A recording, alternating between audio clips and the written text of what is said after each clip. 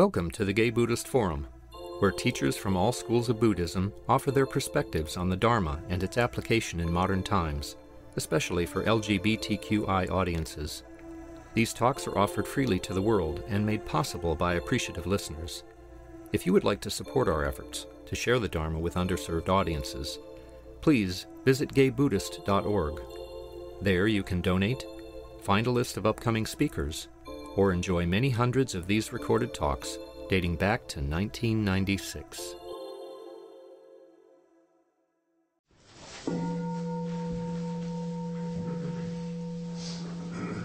Welcome back to the Gay Buddhist Fellowship. Before we do our introductions, just by a show of hands, is there anybody here for the first time or after a long absence? Great. Welcome. We'll try and remember your names as we go around. My name is Tom. My name is Henry. My name is Ricky. My name is Jenny. My name is Noel. My name is Mark. Peter. My name is Michael. My name is Todd Jordan. My name is Ray. My name is Jerry. My name is Jerry. I'm Jack. My name is Cass. My name is Lise. I'm Tony. My name is Paul. My name is Todd. My name is Dow. My name is Hal. My name is Jim. I'm Marvin. I'm Richard. I'm Joe. I'm Dennis. Great. I'm Clint. Wonderful. So today we have the pleasure of one of our very own sangha members to talk to us. Clint is actually one of the most long-standing members of GBF. He's been a member of both GBF and the Green Gulch Zen Buddhist communities. During that time, he has been the lead muffin baker in the Green Gulch for 25 years, and the head of GBF's monthly Feed the Homeless dinners at Larkin Street Youth Center for over 20 years. Clint will discuss his involvement in engaged Buddhism in both these projects and how they have become an integral part of his Buddhist practice. Clint, welcome. Thank you. Well, I'd like to first start by just a little personal history of how I got involved in these various projects. In my late 30s, I was at a job that I'd done for 12 years, and I just got to the point where I just hated it. And I figured 40 was coming on, the big 4-0, and if I didn't bail out now, at that time, then I would be doing this for the rest of my working career. So I quit. And I wanted to go into a whole different field. I wanted to go into environmentalism, even though I had absolutely no background in that whatsoever. But I was just interested in the issues. And I did everything you're supposed to do when looking for a job. I got what color is your parachute. I went to the networking things. I did all the informational interviews. I was just totally involved in the work of getting a job. And I was not able to get one. Again, it was a field I had no background in, and there were other people I was competing with for what jobs were out there. The economy was, of course, better back then than it is now, but still, it wasn't great. And a year went by without me getting any work, and a couple more months went by, and I got to the point where I was just really feeling very, very anxious about it. My savings were dwindling. I didn't see any prospects getting work in the future. And I just remember that I had like this one crisis time. I remember very clearly, even though it was so long ago. It was I had an interview for a job downtown in the financial district, and it was unusually a hot day. Very rare in San Francisco, but it was a really hot day. I was in a suit, which I normally never wear, and I just found out I didn't get the job. And so I just walked out there, and I was in the financial district, all this traffic around, all these people around, the sun beating down, me sweating, me feeling all this anxiety. And, I don't know what the psychological textbook definition of an anxiety attack is, but I had something that felt like that. I just felt freaked out. And I thought, I got to get out of this environment. So I needed to go to a place that was like green and peaceful and just get out of here because I just couldn't stand being in that place. So I had hiked to Mount Tam over the years and was familiar with it. And doing that, I was familiar with passing by the Green Gulch Zen Center, which is just right on the base of, or on the side of Mount Tam. And I passed through, I've driven by it, and I think I may even have walked through it. It is, you can walk around even though they don't have services except for on Sundays. So I had it in mind, okay, I'll go to Green Gulch. I mean, it's just kind of like this impulse decision. And I went there, and it was like during the middle of the week, and it was like late afternoon, early evening. And, you know, like I said, it's not really open to the public except for on Sundays. And so they just saw this guy just show up on the doorstep looking very distraught, I imagine. And they let me in, and I had supper with them, and I just talked about nothing consequential. But it was really a very soothing place. And I calmed down from what I was feeling earlier that day, and it was really beneficial for me to have gone there. So I started, while I was still looking for work, I started going to Green Gulch, you know, on the Sunday services. And what they do, they have like a meditation period, and then they have a Dharma talk afterwards, and then they have like a little social period afterwards of tea and muffins. And the muffins are baked that morning by crew. And as it turns out, eventually I did get the job that I got until I retired earlier this year. And, you know, it was turned out to be a good job, and I was very happy that I made that change in my life. But I kept on going to Green Gulch. That was basically my introduction to Buddhism. Started from there. I flirted with it before a little bit, but it really started on a more serious level at that point. And they made these announcements. You know, they had the Dharma talk, and then they have announcements about various activities going on or needs that they had. And they asked for volunteers for making muffins. There was this one guy, I think his name was John. I don't really remember. Very nice guy. He was the head of the muffin crew. And then, like, we would just be called as volunteers to show up periodically, not every Sunday necessarily, but just periodically, and help John do the muffins. And they had like 6 basic recipes that we would just kind of go through the cycle. So I showed up, and then I started showing up more often, and so I was kind of like John's second in command of, you know, the Muffin Brigade. And eventually John got a job offer that required that he work on Sundays. So I just elected to take his place. And by this time I had a pretty good idea how to do it. And I just totally got into it. And, I just bought all these muffin cookbooks, and I went on the internet and got all these muffin recipes, and I typed them all up, and I, you know, expanded them to 12 dozen to 16 dozen. And he had his little notebook and, you know, laminated sheets, and I really got into it. And you know, I thought, I'm going to bring all these exotic muffins to Zen Center. So I had like pina colada muffins and pumpkin cheesecake muffins and strawberry rhubarb muffins. And I was kind of like bringing Tibetan Buddhism to a Zen Buddhist environment.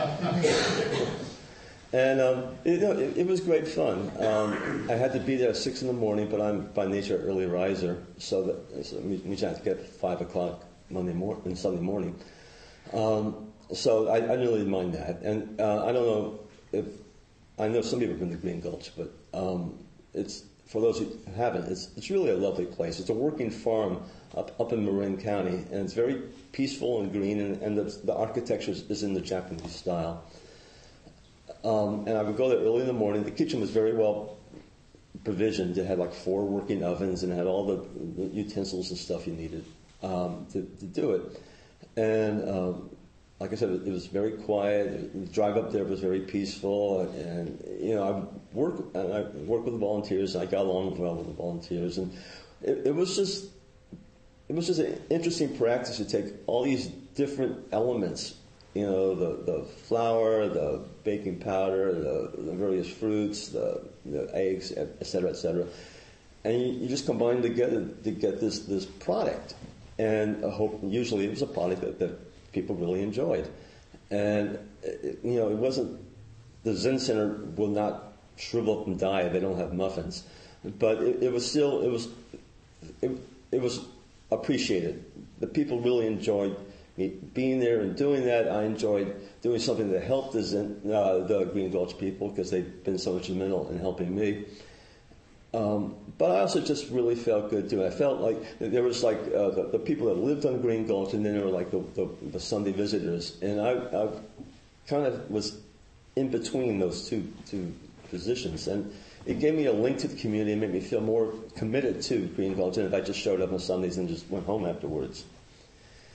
So make sure I don't run out of time. I was doing the Green Gulch thing, and I was getting deeper into Buddhism, really enjoying it. And Green Gulch has periodically all these little workshops they offer, and one-day workshops or weekend workshops or even longer.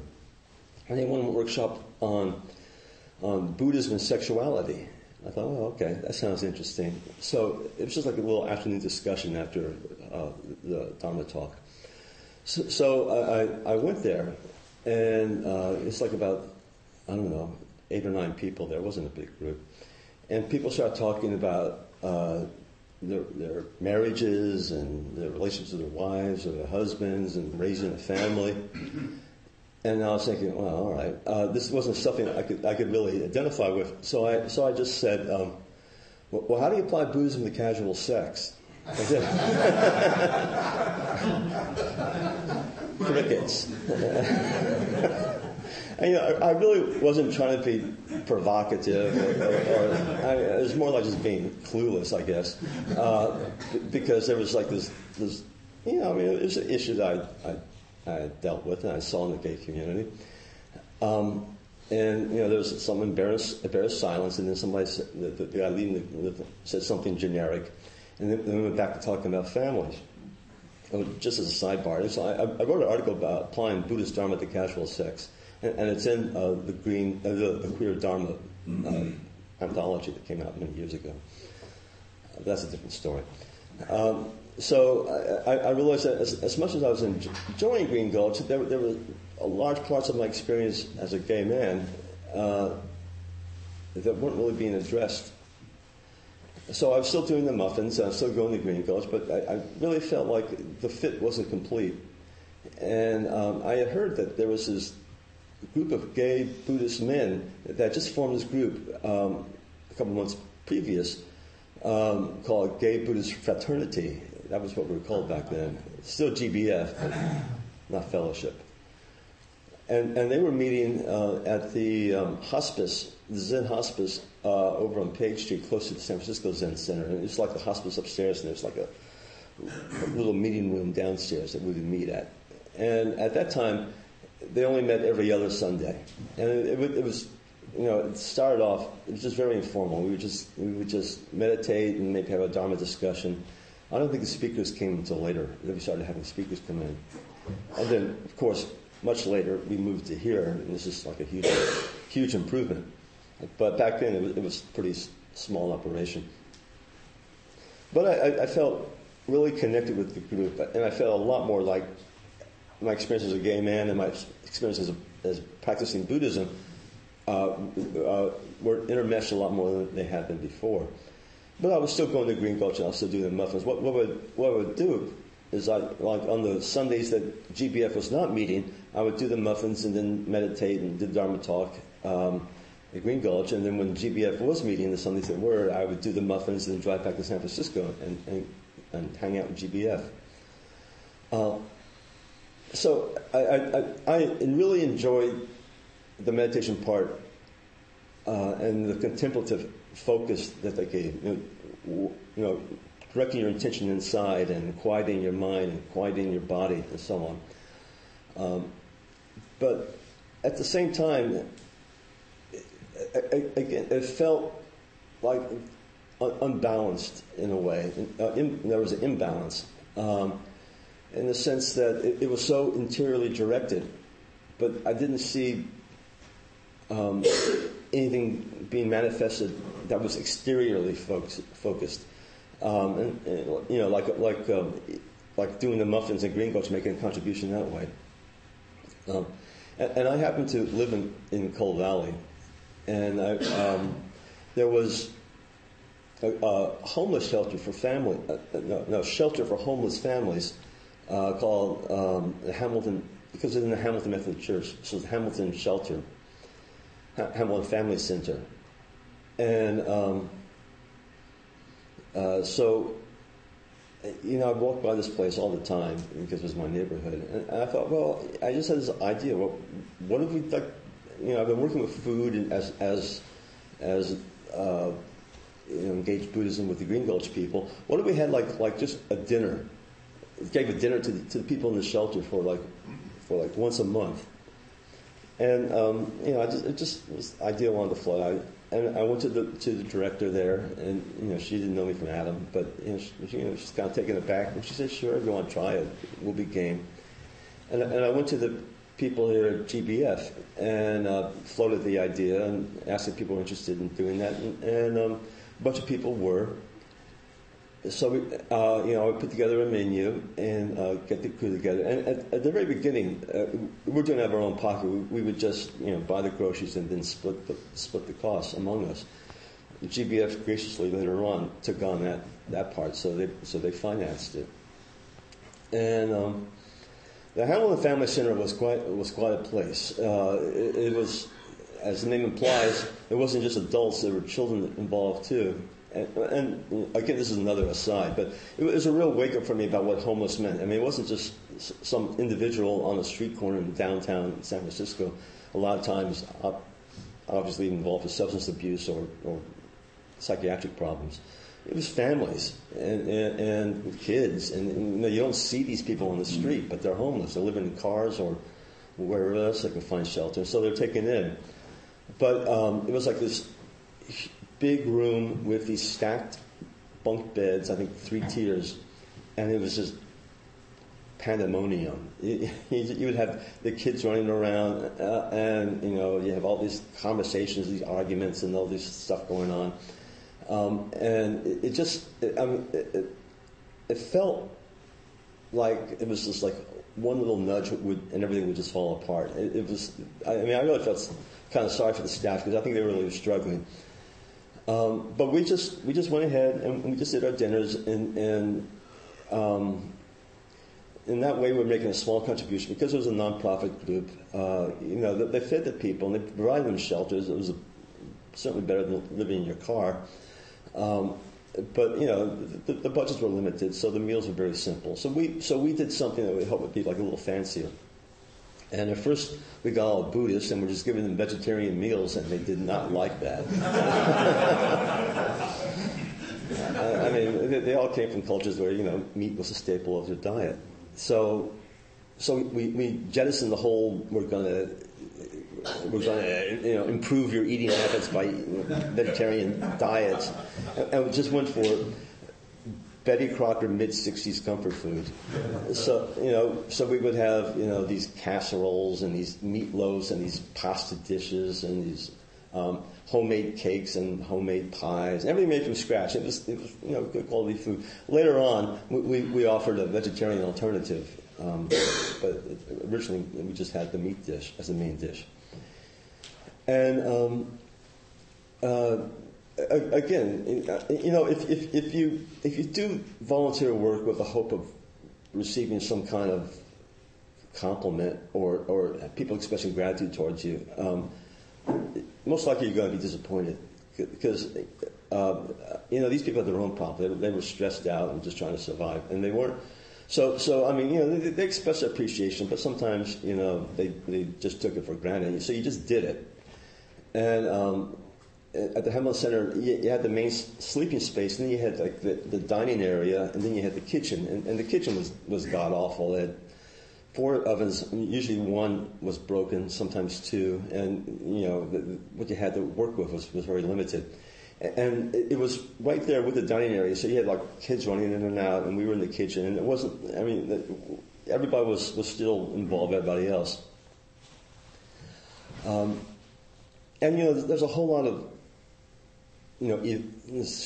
stories I could tell about doing that, but just one that that really stuck in my mind, even though it's so long ago, was there was this we were doing our thing, we were baking, making our dinner, and there was this adult man, this guy there, and he had a real attitude issue, and I even forgot what it was all about. But there was some kind of yin between him and us, and he was giving us attitude and being, I guess kind of rude. And at first I was annoyed by that, but then I just stepped back and said, well, look, this guy's here. He's got his family here. God knows what's going through his mind, whether it's desperation or shame that he can't be a provider for his family or whatever. So I just gave him some slack, and we just did our thing, and we just let him do his thing. And then later on, when the dinner was getting close to being ready, one of the staff just said casually, "It's this guy's birthday tonight." The guy that we had a little run-in with, and just by coincidence, the dessert that night was a cake. We baked a cake, and so somebody ran out and get some candles or some store nearby. We put in the cake, and the time came. Turned off the lights, and we sang "Happy Birthday" to this guy and gave him the cake. And you could just see him soften.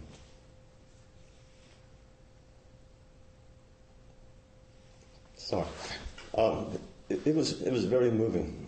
You could just see this guy just really go from this angry space to this space of just with a heart melt, and it was a very moving, pivotal experience for me.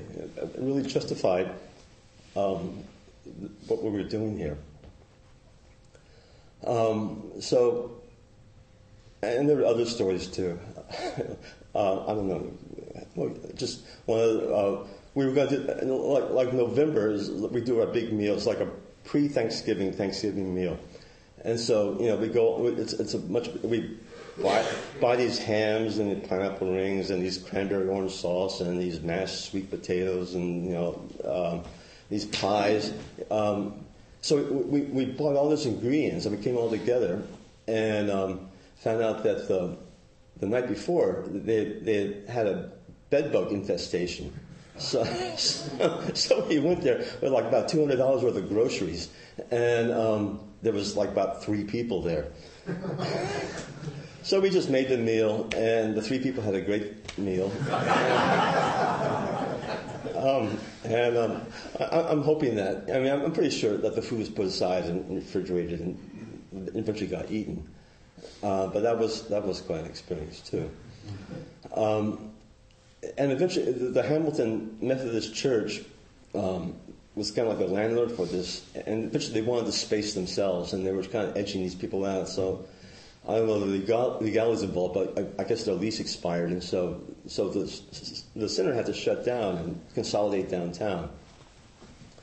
So we had this crew of people who've been doing this for years, and this has gone on for years that we're doing this, and we did it for years, and we were really tight, and we were serious about the work, but also had like an element of a social event too. We would make all these dishes and so on, but we would talk about some trip we took or gossip or just social stuff, playing around. It was playful, but it also was very serious about getting the food out there and well prepared and so on. So we had this great talent pool, but nowhere to go after the shutdown. As it happened, I went to some community meeting in my neighborhood about something I forgot about, and I met this guy here who was working for the Larkin Street Youth Center, which is another homeless center, but it's for young people. Like I think the cutoff age is 22 years old, and it's just young people that had been living off the streets, and some you didn't really know a whole lot of their personal history, so we didn't ask them personal questions, but it was. A lot of them, you hear from the staff and just read what you read is that some of these kids were supporting themselves through prostitution, through selling drugs, and it was a disproportionately large number of the population in the shelter were gay or transsexual, and so you can imagine they were, most likely kicked out of their homes or in home lives that was so impossible to be in that they had to leave and be homeless. But the Larkin Street Center was different from the Hamilton Center in the sense you didn't get this sense of chaos, of things just on the verge of falling apart. And much better run, and the energy was much healthier.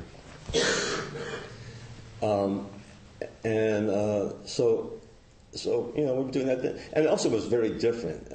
You're dealing with a bunch of young people, and regardless of what kind of rough backgrounds they come from, you get all this energy. You get all this loud noise and this enthusiasm and this all this stuff.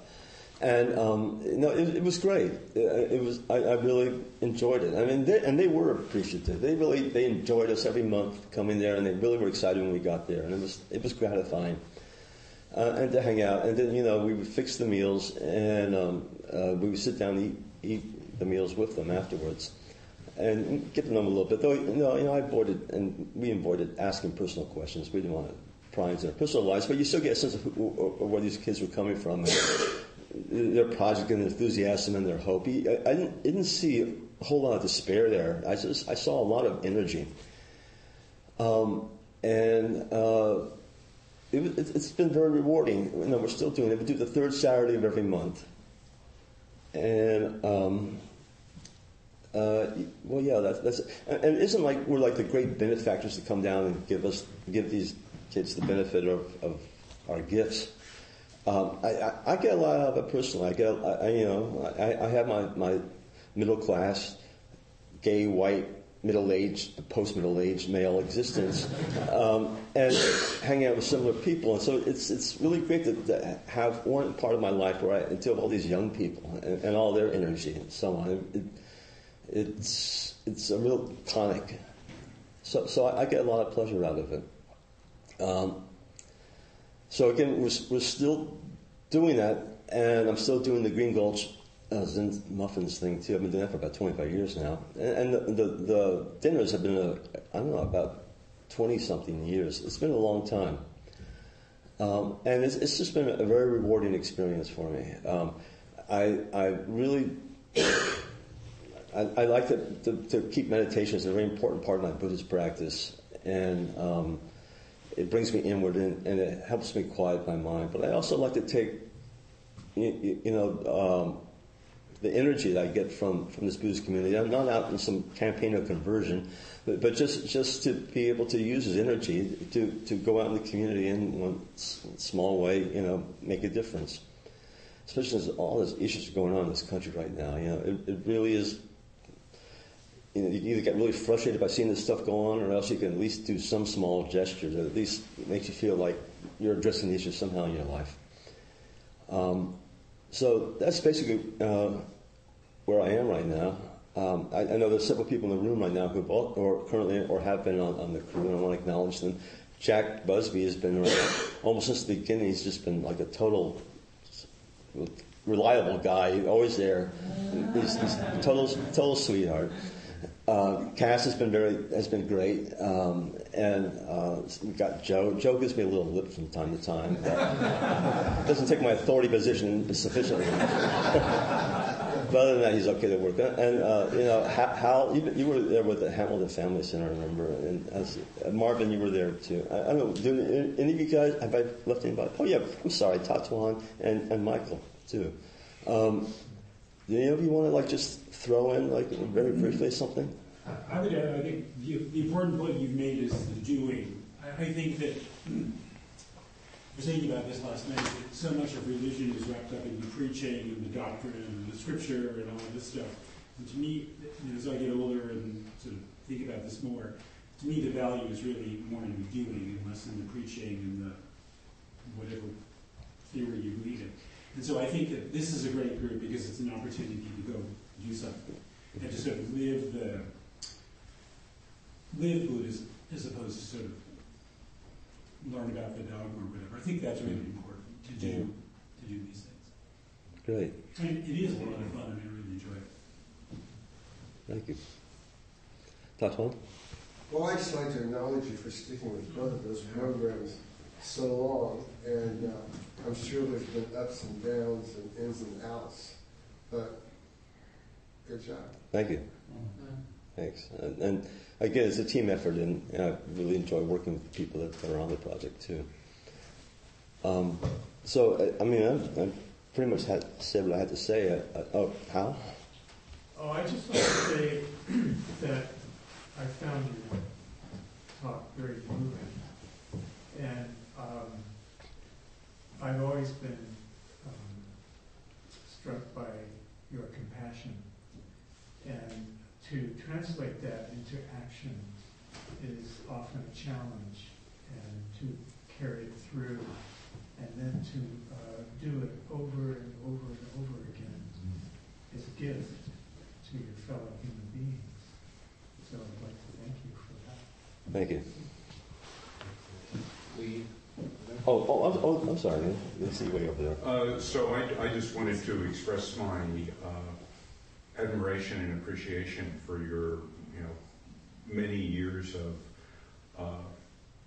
not only doing this but being an example to the rest of us. And I've participated a couple of times a long time ago, and I always think about doing it more. I still am. I've just been busy doing other things. Sure. And I also wanted to just briefly add a couple of thoughts about earlier things that you brought out. I'm also one of the longest standing people here. I came in, I think, after you to GBF, but probably not much after.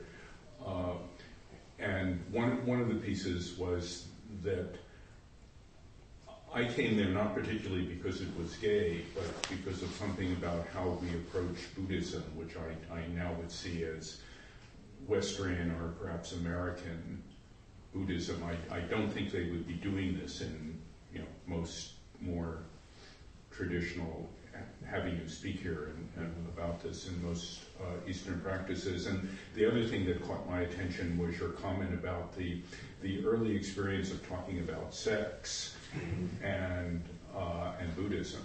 And I tried to bring the subject up here for years and was also generally greeted by silence, but that's changed over now, and now people are willing to look at the relationship. So thank you for doing this, for the people you're doing it for, and for being an example. Well, thank you. Mark? I too want to thank you for... Well, I'm feeling like Mother Teresa right now.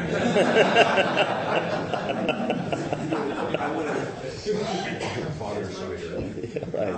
I want to acknowledge and thank you for your service as well. And I also, trying to find the delicate way of saying this, I kind of want to bring out into the room, the struggle with, and you can correct all of this if I'm misphrasing it, but just like, how do we get people to step forward to be in service? And have you feel supported, and maybe you feel supported, and maybe you've gotten all the volunteers you need, or maybe there's never too many, but I just wanted to, and I'm not asking, you can respond as you wish, but I kind of, having been the leader myself of other efforts where you go out and you do the good work, and you're hoping that others will step forward to do the good work as well. And the challenge in holding that effort that you do, while sometimes there won't be people who will step forward to support you, and you end up doing more than maybe you care to do. So I just wanted to kind of acknowledge that piece of it. And you can say I got it all wrong if you care to do so. But I don't want it to be kind of swept under the carpet either, frankly. Right. So I don't know if any of that quite made sense, but. No, it did. I appreciate that, Mark. And actually, you brought up a good point. Sometimes there are enough, way more volunteers than we need in order to do a given dinner. Sometimes you have a perfect storm where everybody's got some plans going on that Saturday, and it's really hard to put a crew together. So if people are interested in participating, you can contact me either now or later, and I'll put you on the volunteer list. And I do want to say something that you brought up, Mark. If I have any issue about this, after doing this for so long, I really don't want this to be seen as my project. I mean, it has, just by dint of necessity, it has my personality really stamped on it. But believe me, I don't have like this is my fiefdom. I would like, hopefully, sometime in the future, where it kind of evolves, where it isn't just seen as my project with people helping me, where other people are kind of co-leading it too. So throw that seed out too. Yes. I'd like to comment from a different angle, and that is I'm a parent. and of a 25-year-old son. And for years I've thought it's really important for gay men to be involved in young people's lives, both for the young people and for themselves. I have benefited greatly by having been a parent, and I just think it's, I don't know, I think it's an important process of nurturing or providing or protecting or whatever. It both helps the young person feel something from a gay person. It also helps, I think, a gay person understand the lineage of things. And I think that's an important, in many circles I'm in with gay men, one of the biggest bridges is between older gay men and younger gay men. And that sense of lineage that isn't really possibly mentored or handed down or nurtured or encouraged. So I think your work with the Larkin Street Youth really gets right to the core of that necessity, that bridging necessity for gay men to be involved with young people's lives, both gay and straight. They benefit from it. You know, that's a great point, Leonard. Especially now, with the population we're dealing with now. We're dealing with a lot of young people who aren't familiar with, in spite of the fact there are a lot of gays in the Senate, a lot of young people aren't familiar with gay older men, or are not familiar, a bunch of middle-aged, middle-class guys doing this thing. And I think it challenges stereotypes they might have about what a Buddhist is or what a gay man is. I also think, again, I don't know the histories of all these kids, but I imagine, especially for the gays and the transsexuals, their experiences with older gay men might have been more kind of like predatory. And hopefully it gives them, or abusive, and hopefully it gives them a sense of that, another way of seeing older gay men. So that's a good point, Leonard. I just wanted to say thank you, and I don't know if this is inappropriate, but we've been talking about muffins, so I figure I might as well give it a go. I recently, after volunteering a bunch in Cambodia, I launched Cookies for Cambodia, and the website is cookiesforcambodia.org, and I'm kind of looking, if you know anyone who has some free time, or larger kitchen space, the demand is sort of getting out of hand, and I can only entice my boyfriend and friends to come over in my small kitchen so much. So if anyone knows of commercial kitchen or like ample kitchen space for volunteers who want to help bake or to sell the cookies, or events or fundraisers or flea markets or whatever you're a part of that we could get a stand for, I'd be greatly appreciated. Cookiesforcambodia@gmail.com, and you can check us out on the website. Thank you. We have a Yahoo group. You might even want to get that mentioned in there. Yeah. I don't know who's running that Yahoo, or whether. Oh, well, okay. No, that would, yeah. We can talk about that. You can be part of the. You can post messages there if you want to, as long as it relates to, gay Buddhism, gays, orphans. It's a non-profit. Cool. I was thinking it might be good for the Facebook page too. Yeah, we're on Facebook as well. We have a Facebook page. Okay. You can see Tom or me. Great. Thank you, guys. Jared? Thank you, Mother Teresa. I have my demonic side too. I think it would be important to tell the group about your next dinner, which is going to be, we were talking earlier about dates and stuff, and tell them the timeline, the expectation, if people are interested in coming. Sure. It's on the third Saturday of every month, and it's Larkin Street. So the name is what? I'm sorry? What is the date in January? I don't know. You have to look up on the calendar. It's always the third Saturday. They have different centers throughout the town. The one we go to is the one over on Ellis Street between Polk and Van Ness. And I ask people to show up at 2 o'clock in the afternoon on that given Saturday. And we're out by around 6:30 or so. And if you put your name down as a volunteer, you're not signing your life away or anything like that. It's if you can't make it, fine. Then you don't have to show up. Or if you don't want to make it, want to do something else. It just puts you on the pool of people that I can contact when I'm putting this thing together. And you can even not say that. I would prefer if you do volunteer, you stay for the entire time. But if you have to leave early or you have to arrive late, we can probably work something out. Are you doing one in December or not? Oh yeah, November was our big holiday dinner, so the December one will just be a regular dinner. But yeah, so that'll be December 21st. Yeah, and then one in January would be the 18th. Okay, yeah, we can celebrate the equinox. The solstice, rather. Excuse me.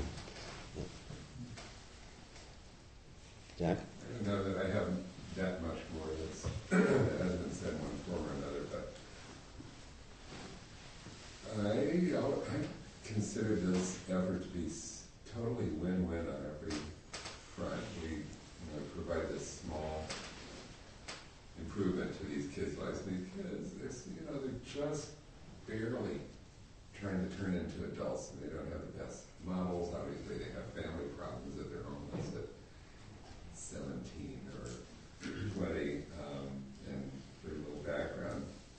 So we provide that for a role model, and then a role model, or at least an example of being on another way. I think a role model is appropriate. And then what we get back from it, I feel like I get so much more back from it.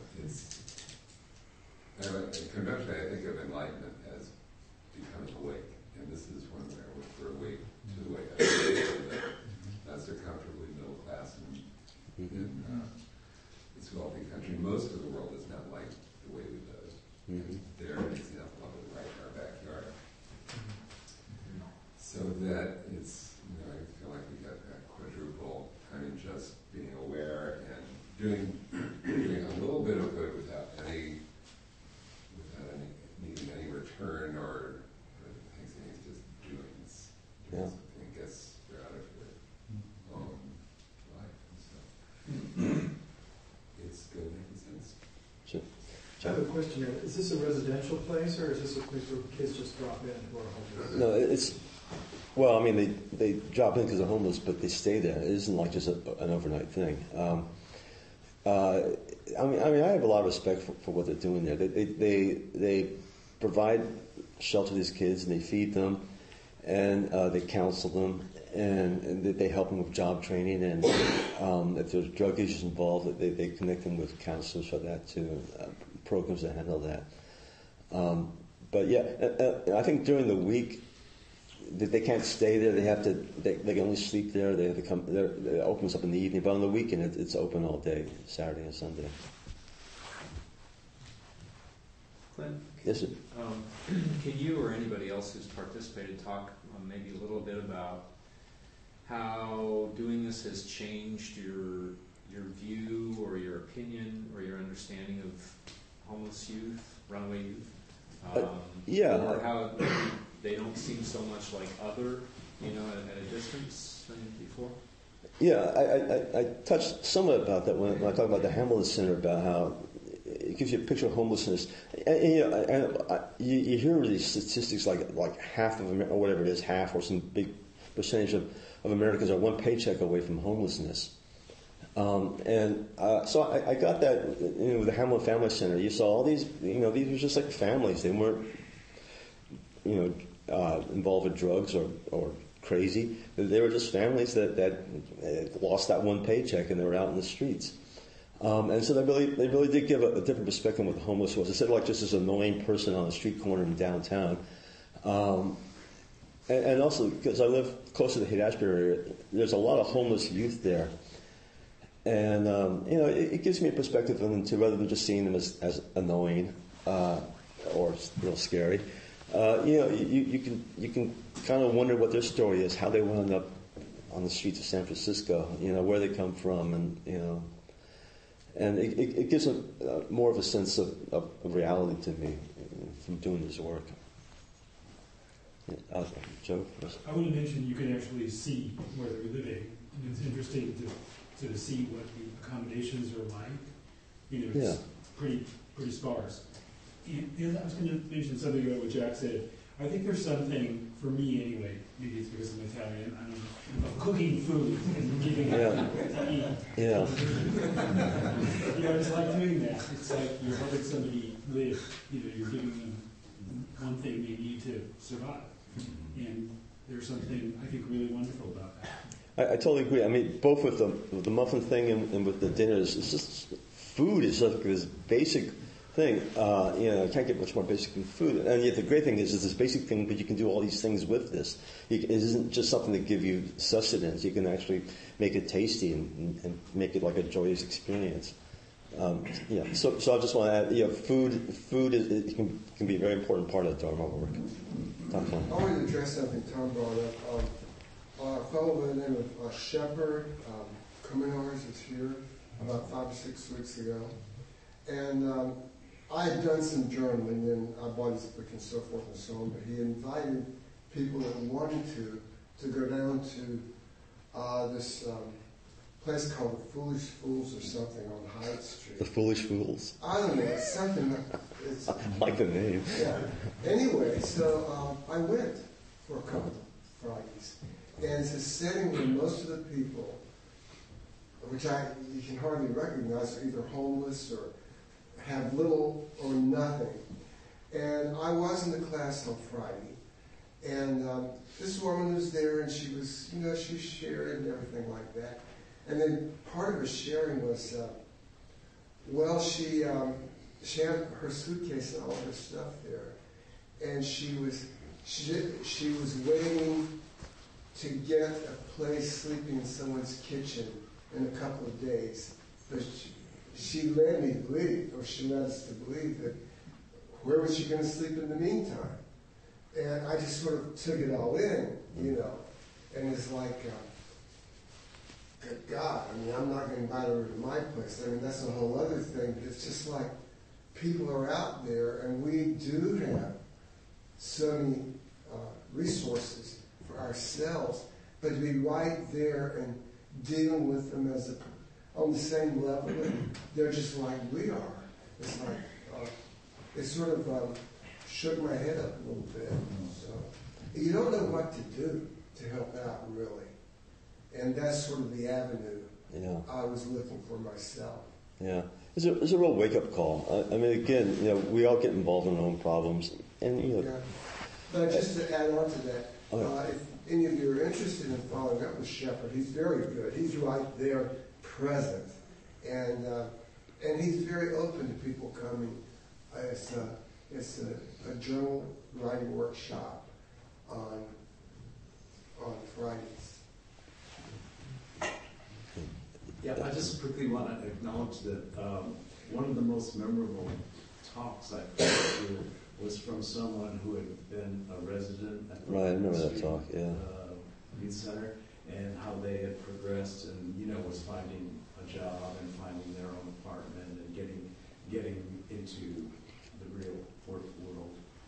But they were, very inspired at what they had gone through to GBF. And the Larkin Street Youth Center was really responsible for a lot of his success. Yeah, it just seems it's harder now for young people in general than it was back when I was young. The economy sucks so bad. The city's become so much more expensive to live in than when I was young, where I see these young people, I think, well, even if they get a job or somewhere, it's going to be some minimum wage job most likely. How are they going to survive in the city? And I don't know the answer to that question. But it does bring you into, it just brings those questions more to the forefront by doing this. Instead of living, well, I'll speak for myself, a rather sheltered life where I'm not really exposed to this element so much, except through this work. Jim? Clint, I want to echo this extraordinary history of service that you are an exemplar of, and I really salute you. Okay, thank you. For your long consistency. For many years, I had a prison correspondent who initially wrote because he had seen a GBF Newsletter that mentioned our dinners at the Larkin Street Center, and he was living on the streets from the time he was 12. And he said when the cops were chasing him, if he could get to Larkin Street and get in the door, they wouldn't come after him. So it was like this free zone, safe home. And he's sort of a Tom's Huckleberry Finn character anyway. And but that was because of that. He wrote, and we had a very long correspondence, but it was all because of Larkin Street. Oh, okay. That he That's cool. got into an interest into Buddhism. Great. Great. Well, any more? Cassie has spoken. Well, I just like, well, first of all, I'd like to thank you. I mean, there's nothing more, Mother Teresa here. There really is nothing more fundamental you can do for somebody than feed them. Yeah. And I think it's a great thing for that our organization is seen as doing that for people. And I think that's wonderful that you do that. But just to address what Tom said, I mean, my experience of encountering the kids at the center, and you do get to talk to them. Some of them are just like, when's dinner going to be ready? Why isn't it ready yet? And stuff, and that's cool. But a lot of them are really interested in why we're there and what we're about and stuff. But they open up, and I think that in the gay male culture, there's kind of a romanticized sense of what hustlers are like, and people who work the streets, kind of that they're street smart and manipulative and savvy and stuff. And to actually sit down and talk to these people and see the struggles that they're dealing with in their lives and the hopes they have for like careers and just like the idea of trying to make a life for themselves gave me a lot of gratitude for my own life, basically. That no matter what I'm dealing with in my life, people are climbing much taller mountains. So I appreciated the opportunity to encounter them and talk to them. Well, Jerry, did you want to say something first? I was just wondering what the experience was with the youth. Did they also work in the kitchen or help you, or did you sit with them to eat? Yeah. How much interaction is there? There's a rule there that they're not allowed back in the kitchen. But a couple of times I have broken that rule. I mean, I talk about on rare occasions it's hard to get a crew together. And I think once it's like I had like that one other person, and so we just talked. We got some kids back there working, and they loved it. Yeah. They just totally got into it. I wish we could do that more often, but there's kind of like a rule we're not supposed to do that. And I'm sorry, your second question. And I was just wondering. We sit down, we eat with them, and we talk. But again, we keep it light. We don't ask them, why are you here? What's your background? But we know some of them are fascinated by what Buddhism is, and some of them are on various writing projects or something else and want to talk to us about it. And, I think it's going to be very meaningful. Yeah, Peter. Do you know if other organizations do this, like on the second Saturday of the month? Or is from their point of view, is this unique that we come in and do this? I think they have some church that provides like a spaghetti dinner once a month. So you got to get the gay guys to do it right as far as the food goes. I mean, they do their spaghetti, but yeah, I think there is something like that. But I as far as, I try to keep I plan the menus, and again, I'd be more than happy if other people take over that from time to time. But I try to get dishes that first of all, if I have a crew, I want to give them something to do, so these dishes are somewhat complicated, but also I want to get the kids to experience something that's beyond just a burrito or a piece of chicken on a fried chicken. And so yeah, I forgot what point I was trying to make with that, but whatever, there it is. Yeah, I see the unique, right, yeah, right. Clint, thank you so much for sharing your experience. Sure, thank you.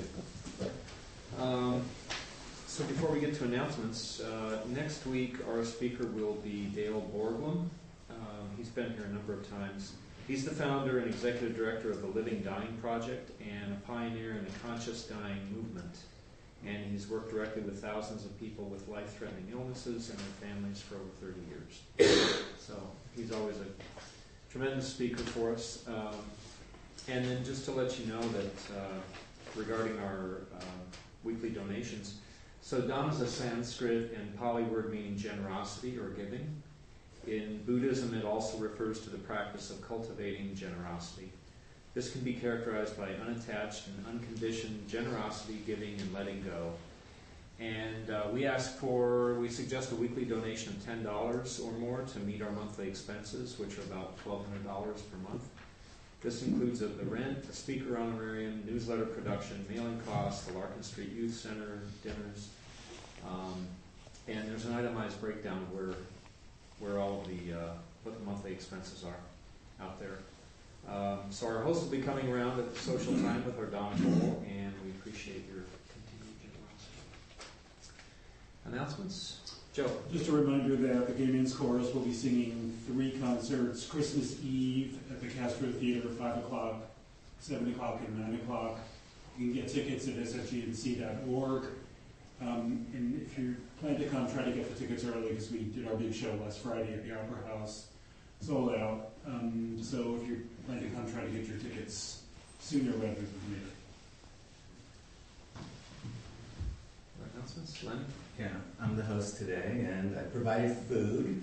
There's fruit and cookies, and there's pomegranate seeds out there, so there are cups and spoons, plastic cups and spoons for you to get them. So I'm asking you to put the plastic cups and spoons in a blue garbage container next to that food, because I'll take them home and wash them, and so don't throw them away. And there's hot water for tea. And if you have tea, please wash your cup out with soap and water in the sink afterward. As he said, I will be going around with the Dhamma bowl, so you'll see me. And there's usually a group that forms around the door at 12:30 for lunch. Everybody's welcome to that. And if you have if you want to sign, if you're new or want to sign for the mailing list, it's on the bureau right side of the door. Lee. This Wednesday, if it might be of interest to anybody, the Gay Intellectual Salon is having its year-end meeting. Is generally the first or second Wednesday. This time it's the second Wednesday at the LGBT Center from 7 to 9:30, and it's a review for it's a place for discussion and conversation, really. And this time it's about examining one's own experience of the year that was, but also about the transgender law that's just been passed. I don't know if you've seen it or not. So some of us are attorneys, I think, we're interested in discussing the impact on children. It's for children to use whichever place they want in restrooms, sports teams, and so forth in public schools. And also just because it was mentioned in passing with reference to Larkin Street, the one in February is on paying for sex. It's a discussion about it, and we'd love to get some people who are on the provider side coming to that to join in the discussion. They're meetup groups, so you can find them on meetup.com. Great. Any other announcements? Well, during our social period, we'll try and make our new guests welcome. Lise? That's right. Lise, Todd, and Jeremy. So, welcome. Appreciate you being here. Let's gather in a circle for our dedication of marriage.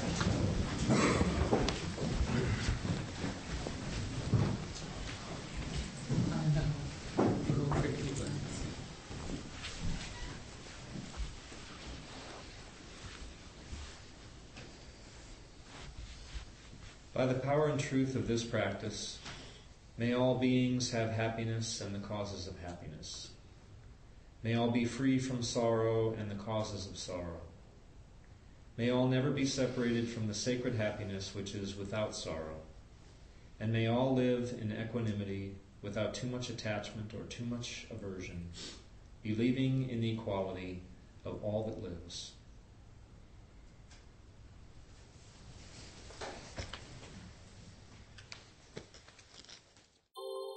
Thank you for listening to the Gay Buddhist Forum. If you would like to hear several new talks per month and be notified of upcoming speakers so you can participate live, please subscribe to this podcast, like us on Facebook, and join our mailing list by visiting gaybuddhist.org.